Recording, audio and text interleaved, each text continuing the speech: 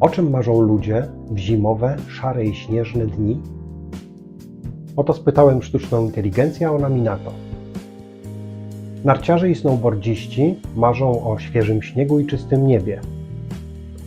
Zakochani romantycy marzą o spacerach z ukochaną osobą w zimowym anturażu. Domatorzy i osoby rodzinne, nie wiem czemu, według sztucznej inteligencji marzą o kiełbaskach, ognisku, piwie i dobrym towarzystwie. Introwertycy marzą o ciepłym kocyku, gorącej herbatce i dobrej książce. Melancholicy zaś marzą o lepszych czasach albo o młodości. Na koniec lenie marzą o leżeniu i nic nie robieniu. Nie wiem tylko czemu sztuczna inteligencja nie podała odpowiedzi, która mnie przyszła jako pierwsza do głowy. Ja marzę o słońcu. Historia, którą dla Was mam, nie wydarzyła się ani tutaj, ani w takie szare zimowe popołudnie. W takich okolicznościach w głowach trojga moich przyjaciół i mojej powstał pomysł. Pomysł inspirowany marzeniami właśnie o słońcu, o gorącej plaży, o pięknych widokach, ciekawych miejscach i ludziach. A jeżeli Wasze marzenia są choć trochę podobne, zapraszam.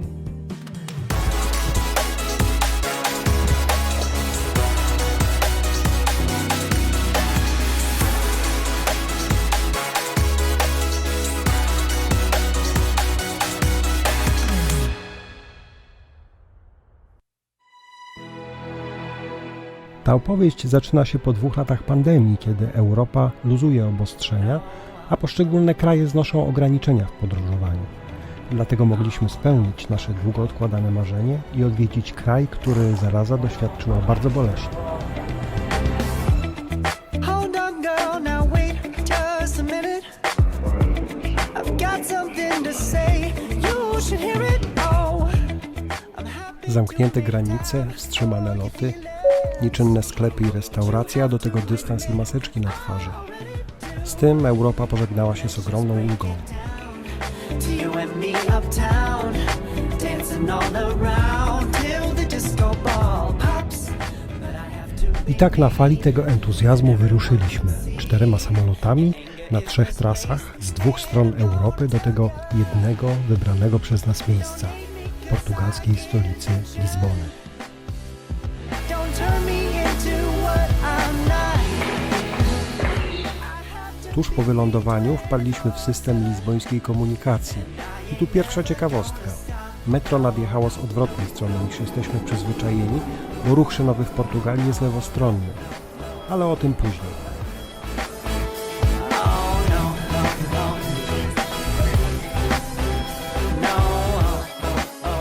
And I ain't never gonna stop.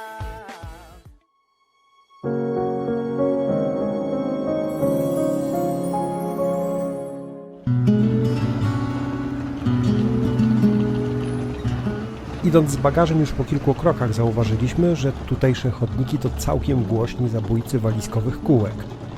Jednak prócz tego uwagę przykuwał ich blask.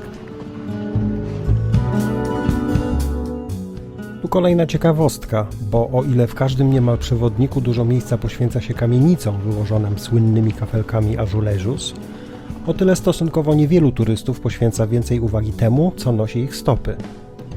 To calçada portugiesa.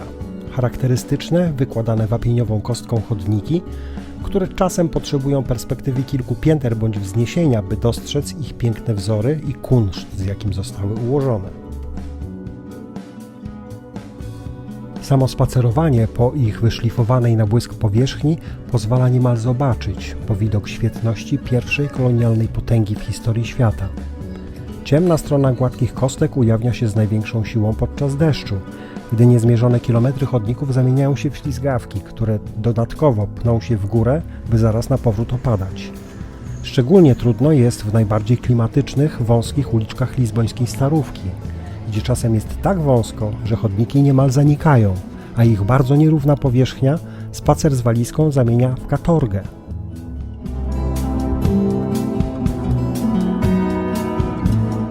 Tak więc, terkając walizkami raz pod górę, a raz w dół, Niemal w samym centrum Lizbony zostaliśmy przywitani przez najsłynniejszy chyba portugalski symbol – koguta.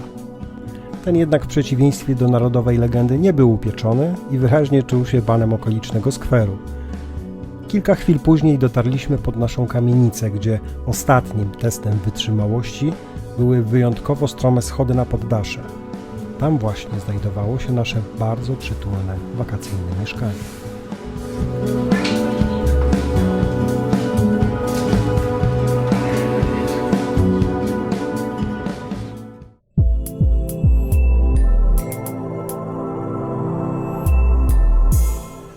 Lizbona i zadyszka to jak papuszki nierozłączki. Po ogarnięciu bagażu, siebie, zakupów i zapasów w dzień przyjazdu, nazajutrz wyruszyliśmy na pierwszy spacer po najbliższych punktach widokowych. Postanowiliśmy porzucić komunikację i dać zajęcie nogom. Początek był łatwy, jednak witryna cukierni zapowiadała większe straty energii podczas tej eskapady.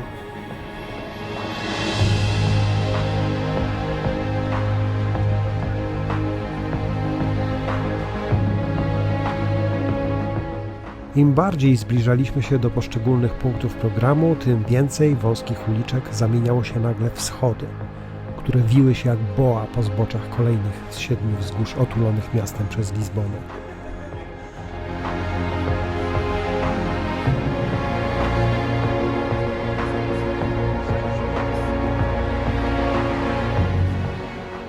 Naszym ulubionym zakątkiem stał się taras Mirador da Graça, choć wydawało się, że prowadzące tam schody nie mają końca. Na miejscu trudno było uspokoić oddech, jednak dlaczego było warto? Zobaczcie sami.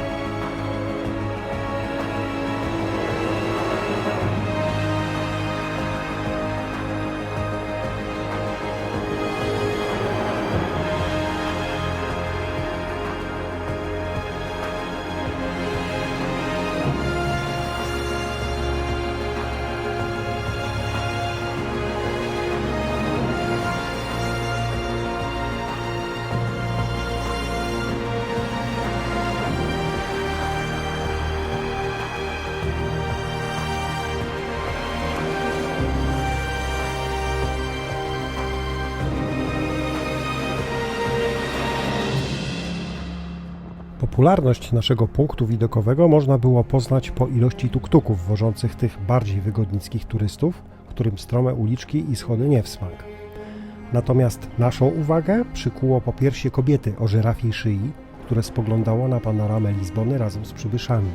Okazało się, że to patronka tego miejsca, portugalska pisarka Sofia de Bello Breiner Andersen, której miłość do tego zakątka Lizbończycy uhonorowali nadaniem nazwy jej imienia.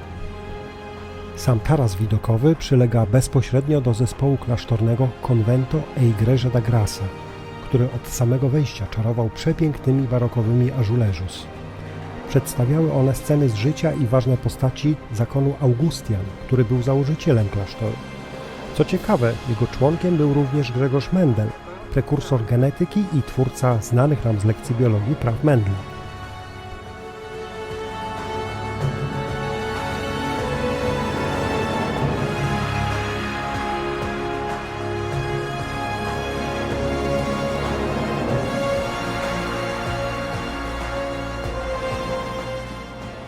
Przemierzając kolejne klasztorne pomieszczenia, trudno było oprzeć się wrażeniu, że mimo surowości wnętrz siedziby zakonu bądź co bądź pustelniczego, zdobienia choć oszczędne jednak nadawały budowli godności i ponadczasowego uroku. Bogactwo scen utrwalonych w pięknych niebiesko-białych kaflach przenosiło niemal w przeszłość, a nieco zatęchły zapach klasztornych komnat dodatkowo pobudzał wyobraźnię. Naszą przechadzkę zakończyliśmy przechodząc do przyległych dziedzińców, gdzie pod przyjemnie zacienionymi arkadami wróciliśmy do wejścia i wyruszyliśmy dalej, na słoneczne ulice miasta.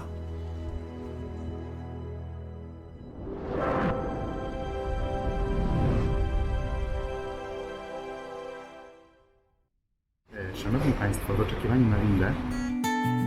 Winda Gloria. A dlaczego winda, skoro wygląda jak dziwaczny tramwaj? Pewnie przez system napędu zwany funikularem, który w sprytny sposób wspomaga się grawitacją, wykorzystując nachylenie trasy. Polega to na równoważeniu dwóch wagoników przymocowanych do przeciwnych krańców liny, więc jak winda, a nie jak tramwaj. Pod koniec XIX wieku napęd polegał wyłącznie na grawitacji dzięki wbudowanym zbiornikom balastowym napełnianym wodą na górnej stacji tak, by przeważyć i wciągnąć na górę lżejszy, dolny wagonik, z którego wodę wylano. Później dzięki maszynie parowej, a współcześnie silnikom elektrycznym zaoszczędzono czas, który zajmowało to napełnianie i opróżnianie. Zwiększyło to przepustowość tej i dwóch siostrzanych wind, bo Lizbończycy i turyści je wprost pokochali. A wiadomo, że stania w kolejkach do kolejek nie kocha nikt. Nasza poczciwa, ponad 140-letnia Gloria z popularnego placu Restauradores zawozi nas wprost do fantastycznego tarasu widokowego świętego Piotra z Alcantary, który niedawno przeszedł gruntowną renowację. Stamtąd rozpościera się piękna panorama na Alfamę i Bajsze, aż po leżącą niemal nad samym targiem katedrę Se, która sąsiaduje z najpopularniejszym lizbońskim placem Praça de Comércio. Nad nimi w całej okazałości widać zamek Świętego Jerzego, kolejny z celów naszej wycieczki. U dołu natomiast hale dworca Rossio, którego piękna, manuelińska fasada jest perłą Praça Restauradores. Po kilku chwilach na oddech, orzeźwionym przez fontannę powietrzem w chłodnym cieniu drzew, rozkoszowaliśmy się tym magicznym widokiem i cyknęliśmy kilka fotek z widoczkami w tle na Insta. Wróciliśmy następnie do poznanej właśnie Glorii, licząc na powrotną podwózkę. Gloria, jako dobra gospodyni tego wzgórza, nie odmówiła. I tak rzucając okiem na mury pokryte pięknymi artystycznymi graffiti z plenerowej Galerii Sztuki Miejskiej, zaczęliśmy zjeżdżać w dół. W połowie drogi minęliśmy równoważny wagonik i z łoskotem bloczków prowadzących ukrytą w chodniku linę zakończyliśmy naszą randkę z Glorią.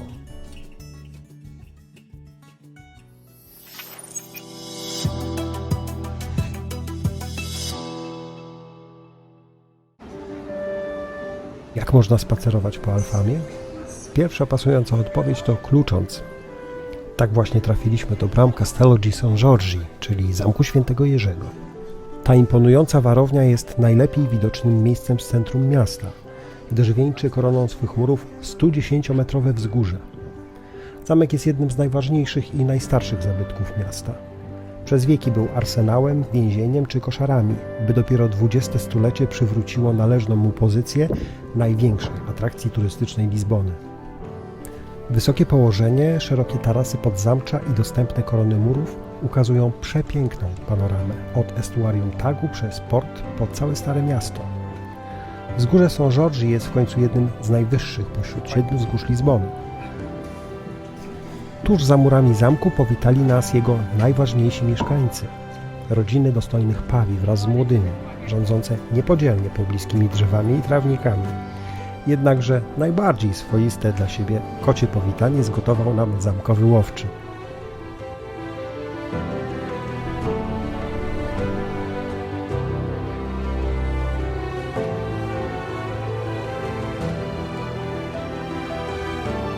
Przekraczając kamienny most nad fosą i bramę głównego zamku, wkroczyliśmy wprost do strefy zadeszki w wersji turbo, składającej się z ogromnej ilości schodów.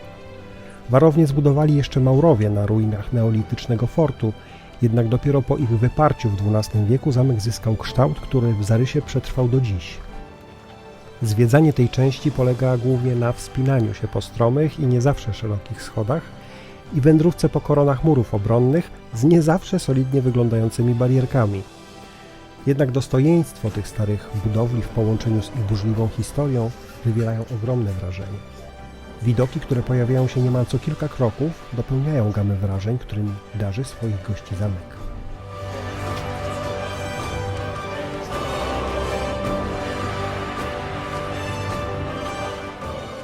Schodząc z tego podniebnego labiryntu, minęliśmy rozległe stanowiska archeologiczne, które zapewne dostarczyły historycznych artefaktów do zamkowego muzeum. Wystawę w nim mogliśmy zwiedzić już na sam koniec naszej wizyty na wzgórzu Świętego Jerzego.